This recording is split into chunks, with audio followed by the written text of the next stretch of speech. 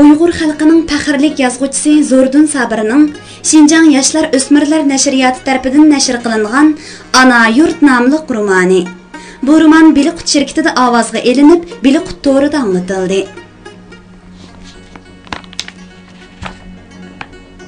Ulardagi o'rtaqlik ziyonkashlikka uchrash edi. Anvar Musabayov iqtisodiy ziyonga uchragan. Qolgan ikkisi bo'lsa, insoniy erkinlik, g'oya va milliy g'urur, hayot mamat ziyonkashligiga uchragan. İshaq Bey dadasi bilan Sovet ittifoqida savdo qilib yurib, Sovet sotsializm tuzumini yoqtirib qoldi. U yurtida shunday jamiyat bo'lishini orzu qildi. 16 yoshida Cho'nbeg'ish qabilasiga bey bo'lib saylandida jamiyatdagi faoliyatini boshlab ketdi. Uning tunji faoliyati Sovet ittifoqiga qarshi banditlarning ulug'chat xalqiga parakandichilik selishiga qarshi kurash bo'ldi. U qechib yurgan banditlarni yo'qotishga rahbarlik qiladigan chegara mudofaa jangchilarining bir rahbari bo'lib qoldi. U bir necha yil jang qilib, urush mahoratini o'rgandi. Ataqliq bir ofitser bo'lish sifati bilan 1928-yili naq Yangzingshin g'o'lagan yili Fransiyaga o'qishga bordi. U Sovet ittifoqini texim yoqtirib, dangliq Sovet parastlardan bo'lib chiqdi. Chegara atritining boshlig'i Jiyak Qozi uni o'z atritining kotibi qilib oldi. U Jiyak Qozining xalqqa solgan eg'ir, alvang yasoq, boy seliqlarini ko'rib, Jinshurin hokimiyatiga ich-ichidan o'sh bo'ldi. Hammali ishni Sovet ittifoqi bilan selishtirishga odatlandi. Uning iddiasida bu chirik hokimiyatni og'dirib, Sovet ittifoqidek adil, bayashat hokimiyat qurish orzusi paydo bo'ldi. Naq shu chaqda 1931-yilda Qumulda dehqonlar qo'zg'ini portladi. Ishaq Bey ish-ichidan xushal bo'lib, Jinshurin hokimiyatining og'dirilishini umid qildi va bu inqilobning butun Shinjonga kengayishini, o'zining bu inqilobga qatnashib, xalq uchun zo'r ishlarni qilish fursatiga ega bo'lishni orzu qildi. 1933-yili 3-oyda Kuchada temir qo'zg'olon ko'tarildi. Qashqar dotiye Mashabu bu to'polonni bostirishgan chegara mudofaa mas'uli Chin Dishingni belgiladi. Chin 400 dak qirg'izni askar qilib, ularga 400 dak miltiq, 2 zambirak berib, Osmonni Lianjang qilib yo'lga soldi. Osman isyon ko'tarib Chinni o'ldirdi. U tezli zo'raydi va Jiyak Qozi xat yozib, botir jangchilarni avatishni talab qildi. Jiyak Qozi Qashqarga kelib, Qashqarning ma'muriy boshlig'i bo'ldi. Ishaq Bey payjang bo'ldi. U Sovet ittifoqidagi hokimiyat qurishni orzu qilgan bo'lsa-mu, bu yerda qurilgan hokimiyat, jumhuriyatlar xalqni qiynash, xalqqa zulm selishdan boshqani qilmadi. Osh-yalamash, savodsiz xalqni qiyin turmushda tursa-mu, eg'ir boshseliq bilan qiynadi. Ichki majra, qirg'inchilik avj oldi. Majunning kelgandan keyin ahvol texim yomonlashdi. Ishaq Bey oxiri Jiyak Qozining ustidan isyon ko'tarib, o'z oldiga mustaqil askariy kuchga ega bo'ldi-da, Sovet ittifoqi bilan Jungo kompartiyasi bilan do'st bo'lishni hadab tashabbus qilayotgan Shinsayning odami Liubinga aljavatdi. Liubin uni qarshi oldi. U Shinsayning talabi bilan banditlarni tozalash ko'rishini elib bordi. U uzluksiz g'alaba qozonib, askarlarni ikki polkka yetkazdi. Shin uningga Tuanjang, Luijang mansablarini, Sovet Qizil armiyasidan Bodolov qatorliq 10 necha ofitserni berdi. Ishaq Bey ruhlanib o'z askarlarini Sovet Qizil armiyasining tuzum bo'yicha tartibga soldi. Mashq qildirdi. Uning askarlari Qirg'iz, Uyg'ur, Tojik yigitlaridan edi. Ular tezla sapaliq, jangovar qo'shinga aylandi. Xalqqa baloyi ofat bo'lib qolgan chegaradagi banditlarni uzul kesil yo'qotdi. Inoviti zo'raydi. Lekin Shin uning yanama zo'rayishiga yo'l qo'ymadi. Uni yod ko'rib, uning Luyini tarqitib etib, o'zini ulug'chat amonlik saqlash idorasining boshlig'i degan qo'riqnon bilan yurtga qaytarib o'tdi. Uning armonlari ko'pikka aylandi. Bu uning xalq uchun jon pido bo'lib yegan tunji zarbasi edi. Lekin u qo'lidagi huquqidan foydalanib, xalqni qaloqlik, namratlik va jabr jafodan qutuldirish uchun nurg'un ishlarni qildi. 50 necha maktab qurib, 2000 dan jiq yoshni o'qitdi. Nurg'un qirg'iz yoshlarini Qirg'izistonga o'qishga chiqardi. Vabo kesiliga qarshi nurg'un ishlarni qildi. 1937-yili Maxosan bilan Mahmud Sijang qismlari birlashib, isyon ko'tarib, butun Janubiy Shinjang ansizchilikda qolganda, Shin aloqsadi bo'lib, Isoqbekni Lijanligini yana asliga keltirdi. Isoqbek Sovet armiyasi bilan birlashib, Maxosan, Mahmud Sijang isyonni tezli tinchitdi. Arqadanlar 1938-yili Sidiqbek boshchiligidagi bo'lginchilar isyon ko'tarildi. İhsoqbek o'z armiyasi ichida paydo bo'lgan bu Sharq Turkistonchilarni nihoyat tezli besiqtirdi. Shansay Janubiy Shinjang tinchigandan keyin yana İhsoqbekdan ansiradi. 1937-yili xoinlarni tozalash, 1940-yili to'plan ko'tarish suiqasdi anzisini yasab chiqib, keng ko'lamdagi tutqun qilishda İhsoqbekka oshkora qo'l sololmagan bo'lsa-mu, boshqa xizmatga qo'yimiz deb uni Urumchiga chaqirdi. İhsoqbek kelmadi. Oxiri G'o'jagan ili viloyatlik Qozoq-Qirg'iz maddaniy oqartish uyushmasining raisi qilib belgilab, Lijanliqdan qoldirdi. Bu chaqda İhsoqbek Shansayni to'liq tushundi. Shansayga taynib xalq uchun baxtli jamiyat qurish bir shirin tush ekanligini to'nib yetdi. Mana hozir u nazorat ostida. U 4 yoshlik o'g'li bir ban askari bilan bu yerga kelib, xeyli chiqishlarni qildi. Lekin uning har bir qadami paylaqliq. Hozir uning luyi tarqitilgan. Uning yaqinlari yo'qotilgan. Xalq uchun, xalqning baxti uchun kurash qilish hozir uning jinoyatiga aylanib qoldi. 40 yoshlik qiron yigit Anvar Musaboyevning savoli bo'yicha o'zini tunishtirib bo'lib, oxirida bizni hamon yo'qotdi. Lekin biz unga yo'qolmaymiz. Sovet ittifoqi hozir Sovet ittifoqini tezda yo'qotaman deb ko'ranligan Gitler qo'shinlarini g'arbga chekindirmoqda. Yo'qotaman desili yo'qota olaydimi? Bizmi shundoq? Mana buni endi 21 yoshga kirgan inim Abdukerimmi yo'qildiganlar tizimligida. Uning dadisi Hashim Oqsoqolni men obdan bilaman. Odil, xalq ko'ndigan isil odam edi. Shu odamni mo to'plan ko'tirish suiqasdi bo'lgan deb turmaga serib o'ldirib atdi. Abdukerimni mo 1940-yili xoinning bolasi deb Samanga surgun qildi. Abdukerim o'quvchi vaqtida Shinjang institutining qarmog'idagi to'liq o'tir maktabda kommunizmchilar bilan do'st bo'lgan. Ularning mudiri Yusyosong Sovet Bolsheviklar partiyasining a'zosi edi. Shinjang institutining ilmiy mudiri Lin Jilo bo'lsa, Jungo kommunistik partiyasining a'zosi edi. Men maktabda Lin Jilodan 6 buyuk siyosatning oxirgi maqsadi Shinjongda kommunizm qurishmi deb so'radim. Tarjimon tarjim qilib berdi. Lin Jilo darsdan tushganda yotoqqa kiring deb javob berdi. Men yotoqqa kirdim. U kishi nurg'un yengilliklarni deb berdi. Men 6 buyuk siyosatning aldamchilik ekanligini, uning hargizmi marksizm, leninizm emas ekanligini bilib oldim. Shinsaga o'shmanlikim kundan-kunga kuchaydi. Linjilo degandek, u mana endi niqobini elivatdi. Turma bolshevik, Jungo kommunistlari, ilg'or fikrlik yoshlar, xalq suyar arboblar bilan to'shib ketdi. Uning tabiati oshkorlandi. U bandit, qaroqchi, jallod. Anvar apandi ko'zliginiga erishdi. U qo'liga qurol elib, muni vahshiy hukumatni yo'qotishning yo'lini tutgan fidokorlarning ovozini anglashga tashna edi. Men bütün aqlimni pul tepishga sarf qilgan.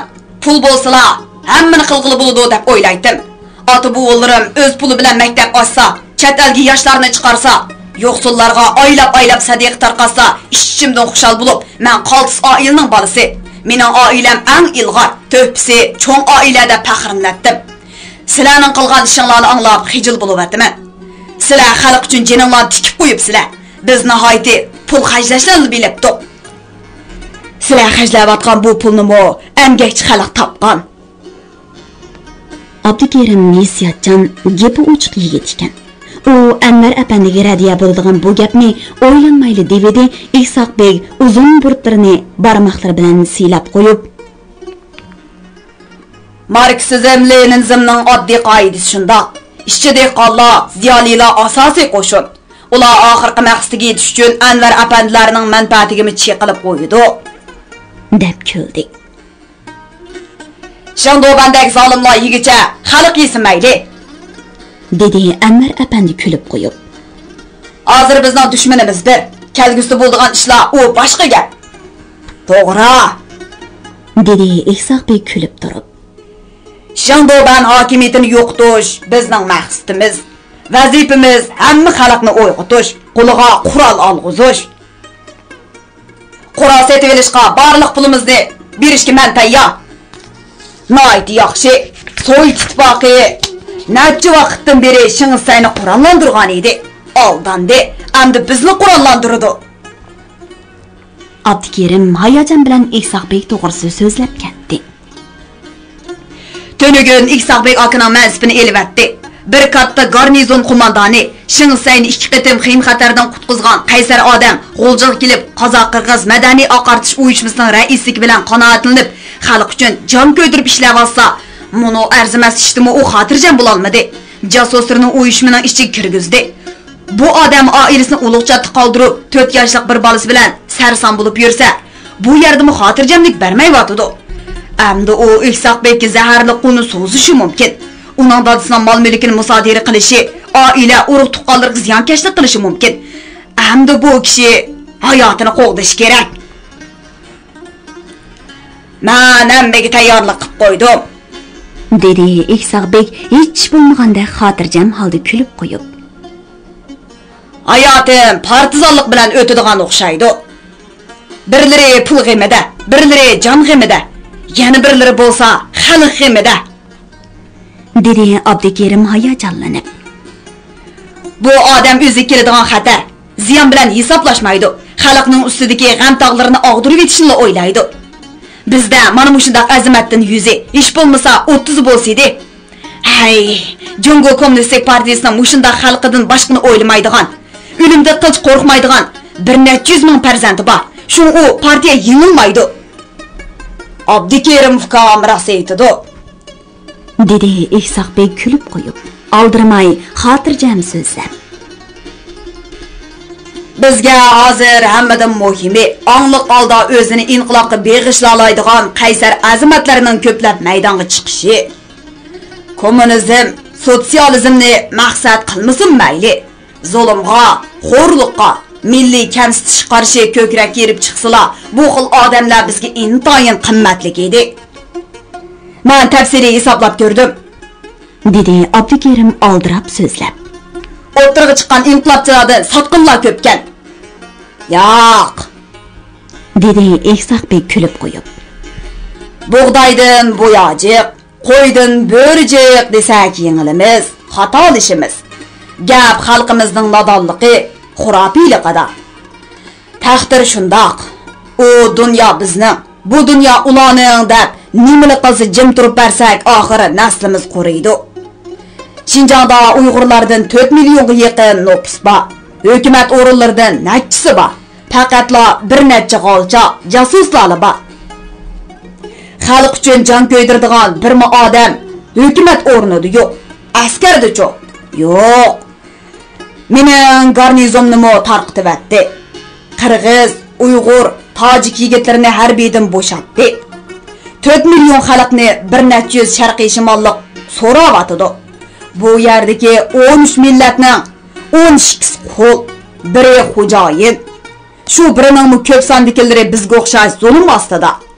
Vijdon egallari bu hisobni bilish kerak. Ular yarim kechagacha paranglashdi. Hovlida Ihsoqbekning muhofizachisi yilidan yiliga sirtqa chiqib kuzatchilik qiladi. 4 yoshlik o'g'il simkarvat uxlab qoldi. Ular nerin yedi. Yevropadagi urush, Jungo zaminidagi Yaponga qarshi urush, 1941-yili 12-oyda qo'zg'algan Tinch okean urushi, 1941-yili 1-oyda yuz bergan Janubiy Anxuy voqeasida Jungo kommunistlarining tartgan ziyonlari, Yaponlarning vahshiyliklari, Jiang Jishi bilan Shingdobanning kommunistlarga silayotgan ziyonlari, Urumchida, G'o'ljida bo'layotgan vahshiyliklar. hammani so'zlashdi. Oxirida Ihsoqbek mehmonlarni uzatib, "Men attiganlikka Chapchaldagi do'stimning uyiga munu o'g'limni ochqib o'ynatib kelaman. Qozoq do'stim Maqayboy ot kirgizibdi. Ko'rishkicha omon bo'layli." dedi va ular bilan birma-bir qo'l elishib xo'shlashdi. Anvar apandi mashinasi bilan Abdukerimni yotqiga akilib qo'ydi. U Baqqurodagi Yasidaq uyiga kelganda yarim kecha bo'lgan edi. Uning zadila uyqusi kelmadi. U o'zini to'limi takomul katta odam hisoblab yurgan ekan. Bugun heliqi ikki odamning 40 yillik, 21 yillik hayot yo'llarida nimalarni qilib, nimalarni o'ylaganliklarini anglab, o'zini to'limi arzimas odam hisobladi. Ularmi Anvar apandiga o'xshash boy bolalar ekan-ku. Ular nimishqa bir qatimli shaxsiy puli, meli, ayoli yoki bolalari va ulardan shakllangan shaxsiy baxti to'g'risida so'zlabmi qo'ymadi. Ular xalqidan boshqa hammani unutgan. Shaxsiy foyda ziyon bilan zodila hisoblashmaydi ekan. Hatto jonlari bilan kori yo'q ekan. Natchilik yashsa shunchalik kurash qiladi ekan. Ular na qo'rqishni, na ishkilishni bilmaydi ekan. Ras. Bir millatning mushundaq o'g'illaridan 100 50 bo'lsa, Musaboyevlardek yuzlagan boylarning bo'lgandan yaxshi emasmi? Bayliqini xohlagan vaqtda har xil amal bilan musodara qilib olaydi ekan. Ammo bundaq ruhiy bayliqni ya musodara qilg'ili, ya ko'ydirib etkili bo'lmaydi ekan. Shandobanning qiziqdig'ini bayla bo'lgani bilan qo'rqdig'ini bilarman, jambozlar ekan. Uning turmilari to'lib ketib, shaxsiy uyda butxonlarini mo turma qilib aptidak. Lekin turma bilan bu xil xavfli ruhni yo'qotqili bo'lmag'idak. Bu xil xavfli ruh hozir G'o'lji shahridan baqlandi. U o'tganda o'z uyida Moskvadan kelgan heliqi bolshevik Xanzo yigitining gaplarini anglagan. Jobin nazirining Xinjiang, Uyg'ur va ularning kelgusi to'g'risidagi mulohazalarini anglagan. Nimishqa bularning hammasining gaplari o'xshab ketadigan-da, ha? Odamni odam azmaydigan, hamma odam barobar namratlik, nohaqchilik, dil azori bo'lmaydigan jamiyat qurarmish. Bu bir orzu. Biz ularcha azguchi, nohaqchilikning manbasi ekanmiz. Ishsizlarga ish bersak, oylik bersak, buning nari nohaqchilik bo'ladi ekan. Odamlar barobar bo'larmish. Bu mumkinmi? Shinsayni og'dirib Uyg'ur davlat qursak, afg'onlardek, turklardek podshohimiz, sulton askarlarimiz bo'lsa bo'lmadimi? Sotsializm, kommunizm deganlari Uyg'ur davlatidan bo'laveradi-ku. Ihsoqbekning deyishicha, Xinjiang kelgusida sotsialistik Jungoning bir o'lkasi yoki Qozog'iston, O'zbekistondek bir respublikasi bo'larmish. Hargiz Uyg'ur davlati bo'lmagadek. Abdukerimning degandek Xinjiang kelgusida sotsialistik Jungoning bir o'lkasi bo'larmish. Mayli nim bo'lsa shu bo'lsin, kelgusida ko'raylik. Hozircha Shansayni yo'qotish kerak. Bu hayvon bizning to'limi tishimizga tegdi. Bizni millat qatorida ko'rmadi. Odam qatorida ko'rmadi. Xohlagancha talon-taraj qildi. O'ltirdi, bo'ladi, oyoq osti qildi. Endi pichoq so'ngakka yetdi. U bizni oxirgi bir tishlam nenimizdan mahrum qilmoqchi. Bizni millat sifatida yo'qotmoqchi. U g'azab, nafrat va qarama-qarshi fikrlarning elishi bilan beoram bo'lib zodala uxlay olmadi. Yenidagi nozik, chiroyli ayolni silab baxdi. U shirin uyqusidan uyg'ondi. Uning amdili ko'zi uyquga ketib edi, tashqarqi uydan telefon jiringladi. Uningga nanalardan Urumchi, Moskva, Istanbul, Toshkentlardan doim telefon keladi. Telefonda albatta yangi xabarlar, xushalliqlar bo'ladi-da. U karvatdan tushib, sirtqa mangdi va telefonni oldi.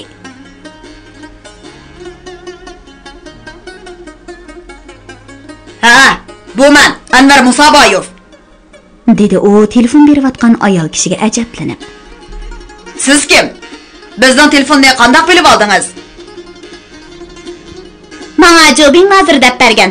Sizning uyingizda u kishi Nuri degan bolani ko'rib ekan-ku. Shunda. Nuri sizning nimingiz bo'ladi? Hech nima emas. Men uningga o'z vaqtida oshiq bo'lib qolgan. U mening tunji sevgilim. Qandoq degan qilin qizasiz? Bir odamni yerim kechida o'yg'itib, tetiqsiz gaplarni qilg'il turdingiz-ku. Xap bo'lmang Anvarka. Men sizni mehribon, oq ko'ngil odam deb anglagan. Anglaganim rost bo'lsin ilohim. Rost bo'lsa, nima demoqchidingiz? Shu Nuri sizning zavotingizda deb angladim. Uningga telefon bersam siz yordam qilamsizmikin degan. U hozir yo'q. Uning nerdaligini bilmayman. Aşk meşqlarga yordam berganlar jannatda bo'ladi aka. Yordam qiling. Uni menga tepib bering. Men hozirmi jannatda qizchaq? Gap ustkansiz, etingiz nima? Ha? Sabih odamsiz. To'xtang, yezib olay. Millatingiz-chi? Tatardamsiz? Siz u yerda demakchi Urumchida nima ish qilasiz? Ishlaydigan yerim maxfiy. To'liq surishtirib bermagan bo'lsangiz, mening opam bilan singlim G'o'ljida. Bildim. Eliq chaqda sizni Olmutaga yo'lga selivatgan edi-ku. Urumchiga berib qopsiz, ha? Shundaq. Bu ish bir hikoya. Bu hikoyani uchratganda sizga aytib beray. Menga yordam qila olamsiz, aka? Uning ovozini anglasamda bo'ladi. Va'da bera olmayman. Yo'q. 3 kundan keyin kechda, yo'q. Bundoq kechda emas, odatda kechda telefon berib.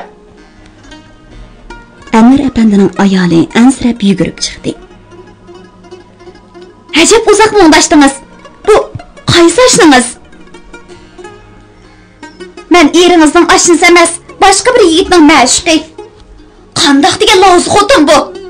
Men degan qiz. Telefonni erining qo'lidan yulib olgan Anvar apandining ayoli eriga do'q qildi.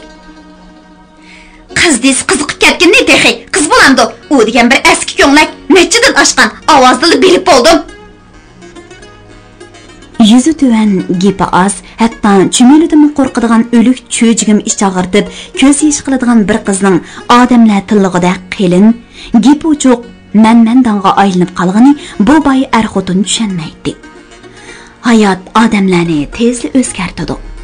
Odamlar ba'zida o'zini nima uchun o'zgarayotganligini tushunolmaydi. Bir haftadan keyin Anvar apandi ishga ot qo'shgan kalaskaga tushib, Solijon ismli boyning beg'iga 1942-yilning tunji bahori o'tirishiga bordi. O'stan bo'yi, yop-yeshil chimanlik, olma, shabdul, o'riklar chechaklagan. Qushlarmi bu baqqa to'plashib olgan. Uyg'ur bazmisi duttar jilinmoqda. Saydulla Rahmatullayov G'o'ljaga tunji bo'lib kirgan skripkimi hozir Uyg'ur muzika asbob bo'lib qolg'ashqa, u odamlarga mung bermoqda edi. O'yin boshlanib ketgan. Kim qopton kiygan lekin Baxo'jam qilin ko'rpada tozi begim bo'lib o'tiribdi. Pashshab begi, xazinachi bey va mashrabga ko'ngan ili baylari G'o'jamni cho'rdab chimanga yarashgan gilamlar ustidagi yekandozlarda yahtiz bo'lgan. G'o'ljining eng katta sozchilari Ro'zi Tambur, Zikri, Danliq naqshchilaridan Abduvali Jarulla, Jani qatorliqlar G'o'lji naqshlariga unining barcha varqirashmoqda. G'o'jamning beshi sangilagan. Uning yanidagi mutaoli xalbat, Elixon To'ra, Abla Damulla, Tiyib Shangan va Danliq baylar G'o'jamni do'rab munglangan. Anvar apandi o'tirish qoidasi bo'yicha bir burjakda g'ibla qilib o'tirdi. G'o'ljining eng cho'ng beyi, butun Uyg'ur millatining eng katta puldori, bir qitimda Shingsay uning ikki cho'ng baxtiki liq oltinni elib ketgandimi, chiroy o'zgartib qo'ymagan bu odam mashrabga kechikib kelganligi uchun tövanda o'tirish kerak edi. Bu xil go'zal axloqni Uyg'ur millatining fazilati yaratgan. Lekin shu millat hozir xor. Anvar apandiga fikr qilish ilhomi kelgan chig'i naqshdan shavitib, mush naqshlarning xo'jasi, ajoyib fazilatlarining ijodchisi bo'lgan bir ulug' millat hozir asoratda deganni o'ylab ulgurdi. U naqsh tugash bilan o'rnidan turib, qo'llarini ko'ksiga qo'yib salom qilgandan keyin kechikib qoldim. Har qanday jazoga tayyorman, dedi. Odamlar G'o'jamga qaradi. G'o'jam kulib, Lavay. Bugungi qozi mutaoli xalpitib. dedi uchisiga atrang o'ri yoq pashmat, beshiga yeshil duxovi bo'k kiygan gavdilik odam beshini ko'tardi-da, Anvar apandi qarab kulib qo'ydi. O'tdik, gunohidan o'tdik. Apandim jamiyat ishi bilan kechikkan gap qachon? dedi g'ojam. Lavay, silamo pariyab qo'ydilarmi ya? deb chiqishdi.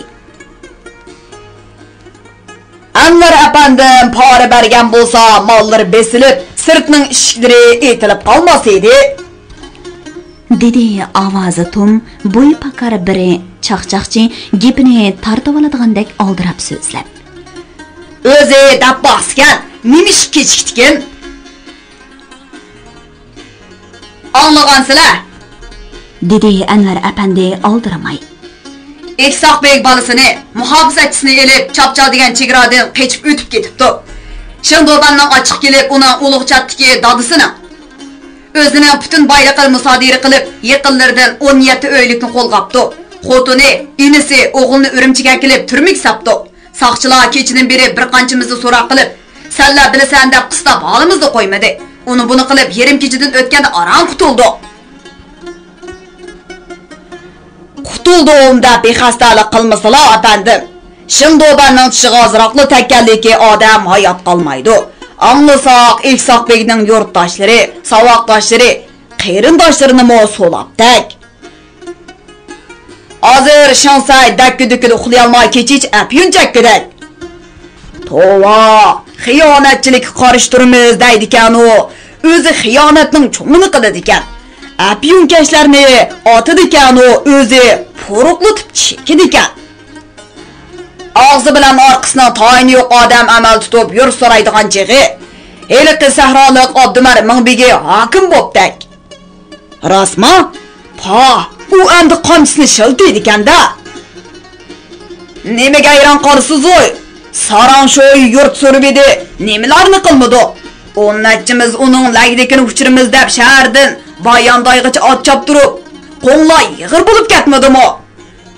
Shuning uchun dimchib qoptikansizda. Shuning kasofatidan choch tushib ketgan gap. Har qanday ko'ngilsizlikni kulgiga aylantirishga mahiri g'olji chaqchaqlari sarang sho'yiga yo'lab bir-birining laqamlarini imo qilib chaqchaq boshlavatdi. Anvar apandi kulib teliqib qoldi. Uning qalbidagi g'am qayg'u bulutlari birdamdala tarqilib, ko'ngil osmonida bahor qushlari sayradi. Tunji bahori mehmonlarni xush qilish uchun hamma to'kmisini ko'rsatmoqda.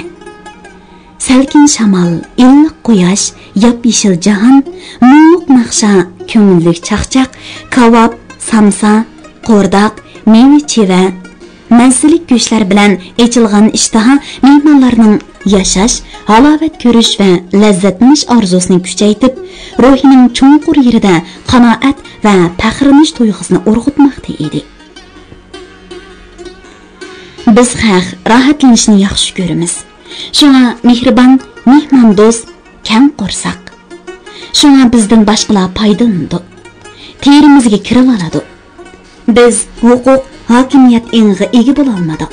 Shunga boshqalarning boshqurishini haqorat bilmaymiz. Shindoban hammani hokimiyat uchun xizmat qildiradi. Uning mengisida hokimiyatdan boshqa hech nima yo'q. Mengisidagi bu oliy e'tiqod, muqaddas ixlos uning tabiatini belgilagan. Hokimiyatga foydali narsa bo'lsa, u e'tiborlaydi.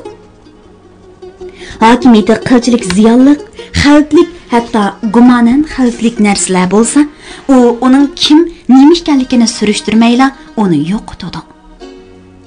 Uningga sadoqat, samimiylik degan nimalarmi vaqti kelganda bir tiyin. Sadoqat yarg'an bo'lsa, bechora Eksoqbek davlatidan qochib ketmagan bo'lar edi. Bechora hozir nalarda tamtirab yurdikin.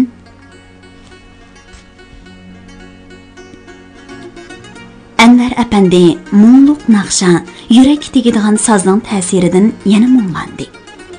Eksoqbek bilan bo'lgan suhbatlarini aslab, ular qoldirgan xotiralarini yuqorqi gaplar bilan yodladi. Uning xiyoliga birdalla telefon bergan Sabiha ismli qiz keldi. Qizga o ikkinchi qatim telefonda men uni topdim. Nuri qo'li qurol opdi. U qisas uchun otlanibdi deb javob berdi. Qiz telefonda yig'lab turib, men uning ovozini birla anglab olsam bo'ladi. Bu mening eng oliy orzuyim dedi. Odamlar nimalarni orzu qilmaydi, ha? İhsaq bey, Abdukerim, Nurila xalqni zulmdan qutuldirishni orzu qiladi. Anvar Musaboyev bo'lsa, savdo ishlarining gullanishini orzu qiladi. Heliq qiz bo'lsa, suygan yigitining ovozini anglashni, yana birlari to'yg'udek tamoq, yana birlari hatto bir eg'iz yaxshi gap. Usul boshlanib, Ekinba xo'janing usulchisi birinchi bo'lib maydonga tushdi. Uning put, qo'l, bosh, qosh, ko'z ballari harakat mahoratini ko'rsatib olqishlandi. U tizlanib o'tirib mutaali xalpitimga kushkatti qilib edi. Xalpitim qo'lini ko'ksiga qo'yib o'zirxohlik etdi. Ish bo'lmasa yo'rg'ilab bering, unimi bilmasangiz qatirab bering deb tugadigan laqamga bishorat berdi xo'jam. Oyoq yuguriki boshqa, burun yuguriki oshqa degan maqol chiqdi xo'jam. Hozir burun ishlaydigan zamon.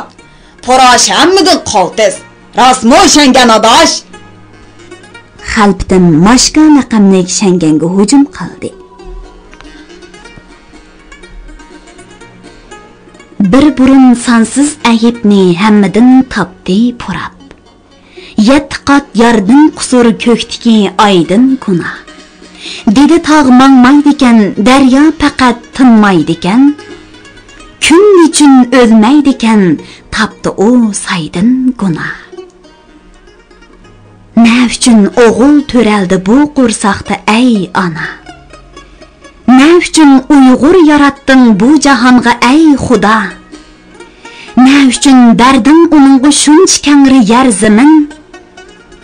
Men purab tapdım onundan yerge sığmaz çoğun guna. Birdala usul oynash, she'r o'qishga aylanib ketdi. Mutaali xalpitim abla damollala ajoyib she'rlarni o'qidi. Mulla Bilal Nasuha she'rlaridan o'qildi. Yangidan maydonga chiqqan shoirlar maqtaldi. Lutfulloh Mutallibni hamma odam maqtashdi. Bulubni Mutaali xalpitim alohida maqtadi. Kulka, mulohiza ve yana saz bilan kun qiysaydi. O'tirishning qoidasi bo'yicha ro'za tamburini muqom pardasiga oldirmay chekishga boshlab edi. Butun odam jimib, xuddi masjidda namoz o'qiyotgandek holat paydo bo'ldi. Kal ey dilbar bayon aylay sana bir judoliqni. Nihoyat rahim etib olding o'zingga oshnalikni. Tamamu xonimonimdin kechiba bir seni dedim. O'zimdin o'zga bilmaydi o'zim salgan judoliqni. Ro'za tamburining mushavirak muqomi hamma dilg'a huzur, mung va seg'inish o'ti yoqdi. Odamlar kimnidir seg'inmoqda. Yuragi kimgadir talpinmoqda. Albatta, hamma odam hayot musofasining bir bekitida shirin tushdek bir hayot sarguzashtisiga erishgan bo'ladi. Bu sarguzasht uning hayotining eng maxfiy siri, eng shirin aslimasi va eng seg'intiradigan xotirasi hisoblanadi. U shu bekatda yuragining nozik rosiligi bilan mast bo'lgan yoki mangulik judolik qora tamg'izi besilgan bir fojianing birdan-bir shohidi bo'lgan bo'ladi. Yoshligida biriga kuygansan yoki shu kuyuk visol tepib sen hayot lazzatining eng yuqori cho'qqisiga yamishib chiqqansan va yoki hamma ish armon bo'lib qolgan bo'ladi. Ovozini birla anglab olsam degan qiz iltijosiga qancha kechalar, qancha seg'inishlar va qanchalik ko'z yosh singan, ha? Uni muqomda aytilgandek o'zidan boshqa hech kim bilmaydi-da. Bay o'g'lining yodiga birdilla uning himoyasiga erishish uchun zo'nin master bilan kirgan yeliq chiroyli yigit keldi. Yaxshilik qilsang arziydi. Gimnaziyadagi 400 dan bolaning ko'zi ekan. To'limi o'tkir, to'limi aqlli bola deb Rahimjon menga maqtab bergan. Degan edi zo'nin master bola yo'q yerida. U Anvar apandining uyida 2 kun turdi. Har qitim Anvar apandi uning yeniga kirganda, u kitobga berilib ketgan holda edi. Gepi oz, xiyolchan, tambal yigit hozir Nilqa, Kunas, 9 daralarda qechib, mekinib yurganmish. Uning gunohi u qotilmish. U ikki uchqichini etib o'ldirib qochgan ekan. Demak, uningda miltiq bor ekanda. U hukumat bilan elishishga jon tikkanlardan ekanda. Qizning uningga shuncha oshiq bo'lishi bekor emas ekan. Qiz uningga jinni atab qo'ygan. U bo'lsa xalq ekan. Hammaga erishib, qalbida nozik xotirlardan izna qolmagan odamlar boshqalarning holiga yetmaydi. Lekin Anvar apandi undaqlardan emas. U boy bolasi bo'lgani bilan nurg'un armonlarga yetolmagan. Nurg'un hasratli xotirlari hozirmi uning qalb jarohati bo'lib davosiz turmoqda. U dardi borning holiga yetalaydi. Shuna eliqi notunish qizning pixallari uning qalb daftariga yozildi-da. Mana muqam oxirlashdi. Endi umumiy naqshi boshlandi. Uyg'ur naqshlarining hammasiga xalqning yurak sadosi aralashib ketgan o'xshaydi. Mana G'o'ja ko'cha naqshlari aytilib edi, Anvar apandi naqshining har bir misrasini agishib takrorlig'il turdi. Naqshi emas, go'yo xalqqa uningga hol aytib. Bu zaminda naqshi bilan xalq muni. Hatto daryo o'z tanglar shavqini birlashib ketgandek. Naqsha bu zaminning ona tilga yoki hamma ishlar xotirlangan cho'ng yilnomasiga aylanib ketgandek. Bu zaminda kimlar naqsha aytmadi, kimlar qon to'kib jon bermadi. Sadir palvon, A'loxon palvonlar o'tgili texi 100 yil bo'lmadi. Uningdan keyinchi A'loxon ko'kko'z degan naqshchi qafasga o'tirib o'kiz harbisda Urumchiga borguncha naqshi aytgan ekan-ku. Lekin naqsha yig'zari ko'z yishi bilan yetish bitmaydi. Xalq naqshidan qoral tutishga o'tadigan chog'i yetib keldi. Qirg'izlar qoral tutib edi, Shinsay alaqsada bo'ldi. Xo'janiyaz hoji xalqni qo'zg'ib edi, Shinsay Sovet ittifoqiga yelindi. Endi Sovet ittifoqimi uning himoya qila turdi. Eli xalqi qo'zg'alishi kerak. Men uni qila olamdiman. Yo'q. Anvar apandi uni qila olmaydi. Ihsoq becho. U qila oladi.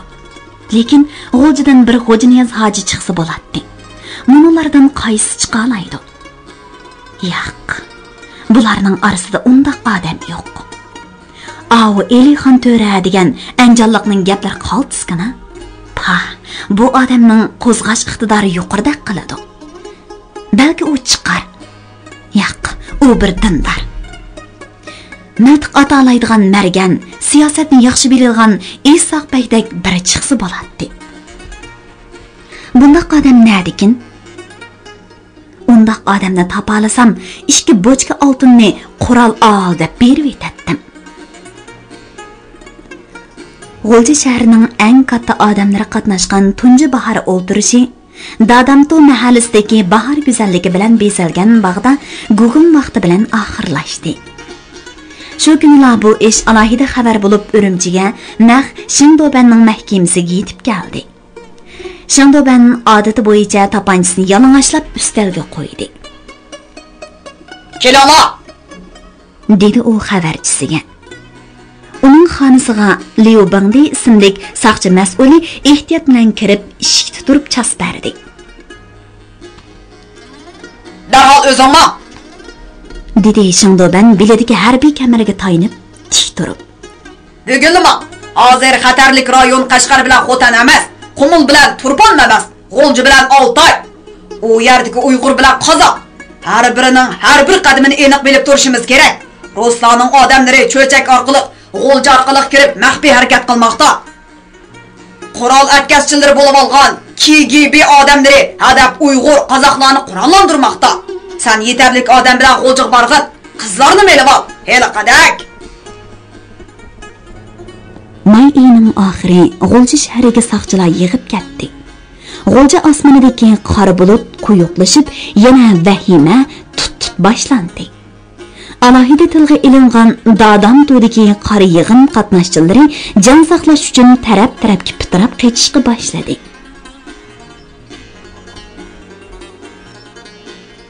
Beliqut shirkatida ovozga elinib, Beliqut to'rida anglatilayotgan Uyg'ur xalqining faxrlik yozuvchisi Zordun Sabirning Xinjiang yoshlar o'smirlar nashriyati tomonidan nashr qilingan Ana yurt nomli romanini bugun mushargacha anglatdik. Davomini atga anglitishimizda davomli anglatamiz. Bu roman Xinjiangning har qaysi joylaridagi Xinhua kitobxonalarida sotiladi. Do'stlarning bu romanni setib olib saqlab qo'yishini alohida tavsiya qilamiz.